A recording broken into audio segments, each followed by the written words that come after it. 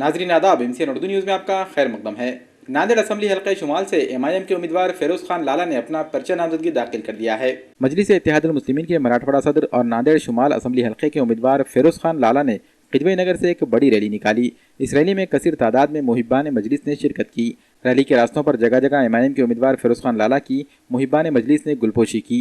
इस मौके पर मुहिब्बान मजलिस ने आतिशबाजी करते हुए ढोल व ताशों की धुन पर रक्स भी किया। मजलिस इत्तेहादुल मुस्लिमीन की ये रैली देगुन नाका बाफना हिंगोली गेट से रेलवे स्टेशन पहुंची, जहां फेरोज खान लाला ने डॉक्टर बाबा साहब अम्बेडकर के मुजस्सिमा पर गुलहाए अकीदत पेश किया। नांदेड़ शुमाल हल्के असम्बली के MIM के उम्मीदवार फेरोज खान लाला ने जिला कलेक्टर दफ्तर पहुंचकर अपना पर्चा नामजदगी दाखिल किया।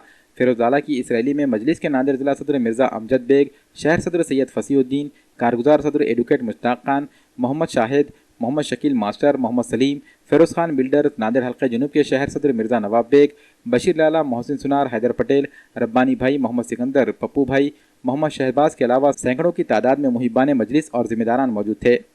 बातें हैं, एजुकेशन के मसले हैं, बेरोज़गारी के मसले हैं, और गरीब किसान आत्महत्या कर रहा है उसके मसले हैं, और किसानों के बच्चे आज सही तरह से तालीम नहीं ले रहे हैं। उनको कहीं ना कहीं हमारे एजेंडे के ज़रिए हम यहाँ पर अगर मजलिस की अल्हम्दुलिल्लाह उम्मीद है अवाम से कि मजलिस को कामयाब करेंगे, और जो हमारा जो एजेंडा है जो उस पर इंशाअल्लाह ताला हम पूरा काम करें। आपका प्रतिस्पर्धी कौन है? अभी तो फिलहाल मुझे खुद नहीं दिख रहा है।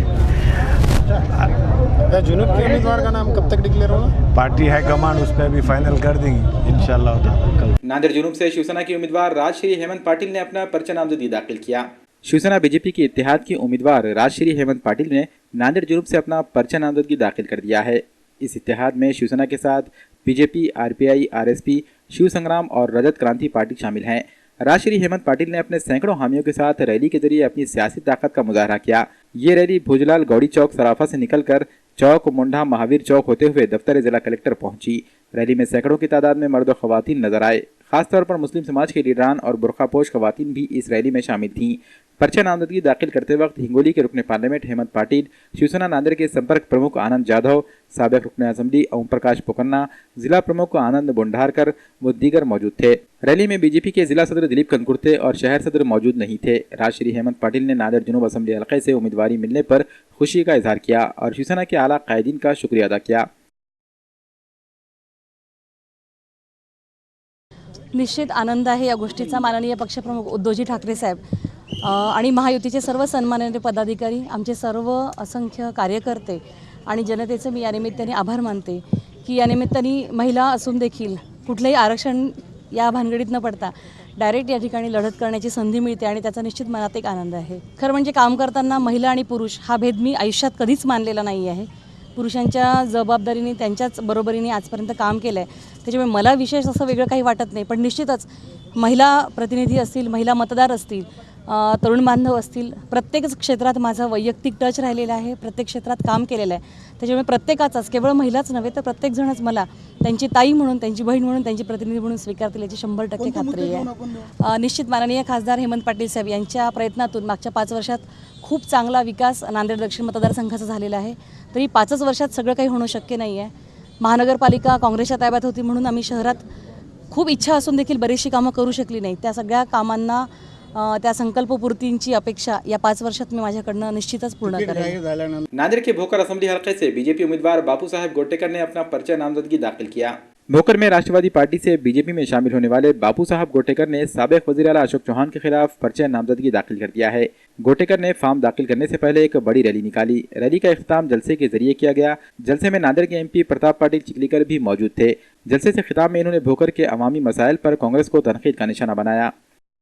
या पक्षानं घडविलेले आहेत म्हणूनच बघायला मिळू लागले की आपल्याला BJPनं हे कार्यकर्ते घडविलेले आहेत आणि त्या पक्षावर विश्वास बसलेला आहे मोदीमुळे, म्हणून हे सगळे कार्यकर्ते आज जोडलेले आहेत। आमचा विजयाचा विश्वास आहे, पण जनतासुद्धा तेवढीच साथ द्यायली ना, त्याला कसं नाकारता येते आम्हाला, आणि ते पेटीद्वारे उतरतील आम्हाला विश्वास आहे त्याचा की बापूसाहेब देशमुख गोरटेकर हे माझे मोठे भाऊ आहेत आणि हे सगळ्या जिल्ह्याला परिचित आहे।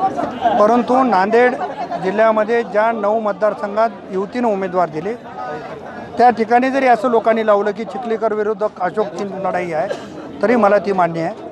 महायुतीचे 9 उमेदवार निवडून आणण्याची जबाबदारी माझ्यावर टाकलेली आहे, त्याच्यामध्ये भोकर देखील आहे. लोहा मतदारसंघामध्ये युतीनं ज्याला उमेदवारी दिली त्याचं काम मी करणार.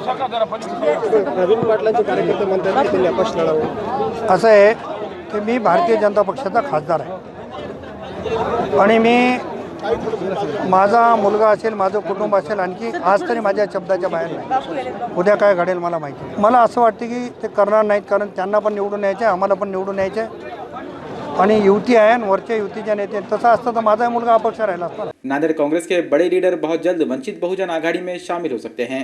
वंचित बहुजन आघाड़ी नांदेड़ में तेजी से मकबूलियत इख्तियार करती जा रही है. नांदेड़ जुनूब से वंचित बहुजन आघाड़ी की जानिब से फारूक अहमद को उम्मीदवार बनाया गया है. फारूक अहमद की शख्सियत को देखते हुए कांग्रेस के भी कई लीडरान वंचित की दहलीज पर खड़े दिखाई दे रहे हैं. माना जा रहा है कि बहुत जल्द नांदेड़ जुनूब से कांग्रेस के सीनियर लीडर वंचित बहुजन आघाड़ी में शामिल हो जाएंगे.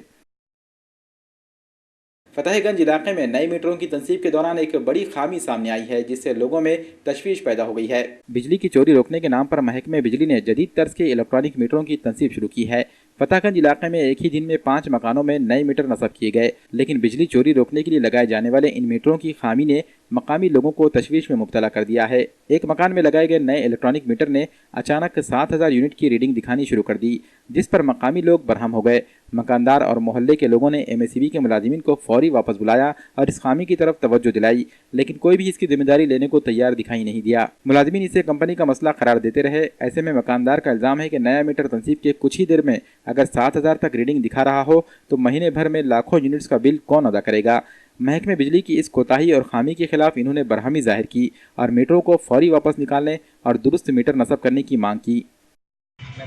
इनिशियल रीडिंग 00 और फाइनल रीडिंग प्रीवियस मीटर की, ओल्ड मीटर की. अब वो देख रहे तो मैंने कोई आने को तैयार नहीं है, वो सब प्राइवेट लोग आ रहे हैं पूरे. और जो जीनियस जो कंपनी की जो बोर्ड है उनके पास है, सीधा ला के बिठा दे रहे वो लोग.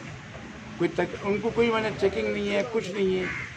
अब अनपढ़ के पास हुआ तो क्या होगा. और ऑफिस में कोई जल्दी काम नहीं होता, वहाँ पे गए तो चप्पला घस जाते हैं. 1.5 साल 2 साल कोई पूछने को तैयार नहीं. Nobody is ready to मैंने इन आंसर. जब उन्होंने पूछे कि भाई ये कैसा करना, निकाल दे, तो मैंने निकालो मत. ये 7000 रीडिंग कैसी है. अगर 2 रोज़ के बाद अगर हम मैंने रीडिंग देखते तो आप उसका एक्सेप्ट नहीं करते आप. और बिल जो है 7000 का आता. उन्होंने बोले कि जो दिए हमारा उसमें कोई हमारी कोई गलती नहीं है, DY की परमिशन से हम दिए ये. और कंपनी वाला बोला कि वो होते रहता है, एक आध होते रहता. तब ऐसे होते रहे तो मैंने जल्दी से उसका मैंने रिजल्ट भी आउट नहीं होता उसका, तो जल्दी काम करके भी नहीं देते उनका. MCN उर्दू न्यूज़ में आज बस इतना ही. कल फिर मुलाकात होगी. आदाब.